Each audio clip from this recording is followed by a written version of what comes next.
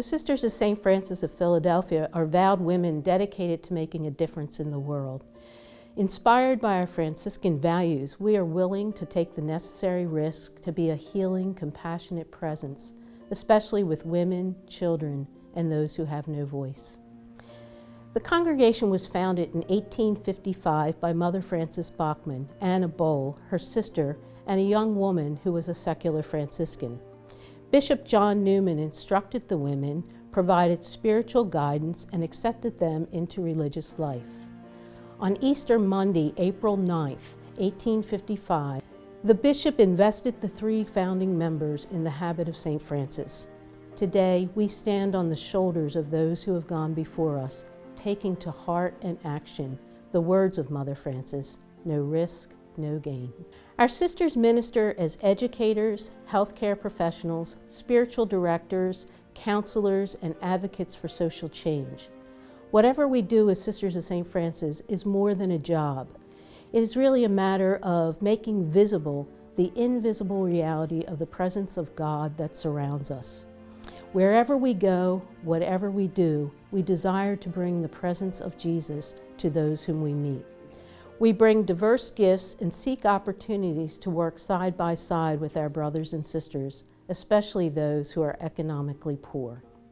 I am so grateful for my vocation. It is enriching to live in a community of women who share life, prayer, faith, and a Franciscan lens in living the gospel. I am strengthened by the witness of my sisters as they serve the people of God each day. Being a sister has provided me with the opportunity to meet so many people in my various ministry experiences, all of whom have been the face of Christ to me.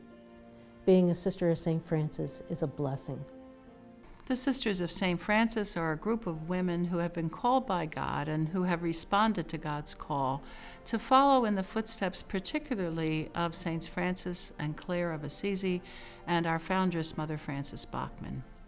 These people have left us a rich legacy, a legacy of deep desire to live in communion with God and all creation, a love for the gospel, spirit of joy and service to others, a deep trust in the providence of God, and a courageous spirit urging us on to live into the future, unknown as it may be. We extend our values in several ways, I think, by our presence, by our willingness to serve those who are underserved. We sponsor institutions so that we can promote our mission and our values. We also share our vision. Some of us teach students peace and justice values.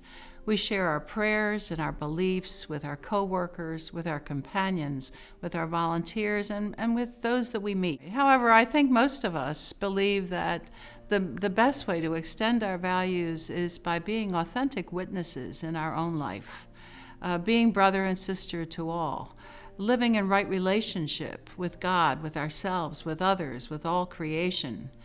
Walking the talk, really important that we do what we say we do.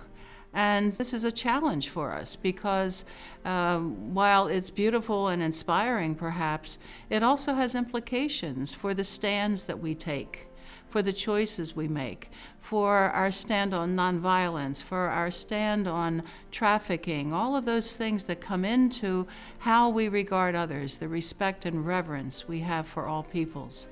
So we don't always do this well every day, but we try as best we can to live out these gospel values. I was inspired by the Sisters of St. Francis in grade school, and I found myself desiring to be one of them. So right after high school, on September 8th, I walked through the doors of Our Lady of Angels Convent to become a sister. As with any person who grows, my journey has deepened my life, and I'm in awe at this point of the path my life has taken and the opportunities I have had. There have been several significant influences in my life that really were turning points for me and impacted me deeply. The first is our community life itself, the richness of being with sisters who are all desiring that same gospel, following in the footsteps of Christ.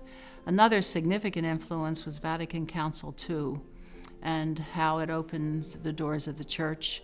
And the third was my immersion in the Franciscan world. I was very blessed to have been, for all these years, so immersed in that worldview. So I feel nothing but grateful to the community that has nurtured my growth, provided me a Franciscan lens with which to look at life, and encouraged my participation in the church and in the world.